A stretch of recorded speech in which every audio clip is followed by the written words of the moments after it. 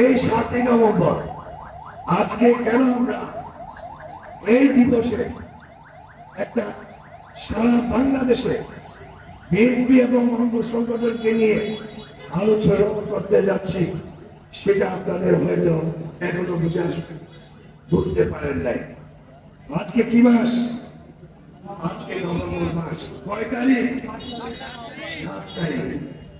ঠিক 1975 সালে শেখ মুজিবের মরণান্তিক মৃত্যুর পর বাংলাদেশের যে একটা বিপজ্জনক সময় হয়েছিল, খন্দকার মোশতাকের নেতৃত্বে সে সময় যে সরকার গঠন হয়েছিল, সেই সরকারকে উৎখাত করে খালেদ মোশাররফের নেতৃত্বে ভারতের পক্ষে, ভারতের আধিপত্যের পক্ষে, হিন্দুস্তানের পক্ষে যে প্রতি বিপ্লব হয়েছিল, সেই বিপ্লবের মাধ্যমে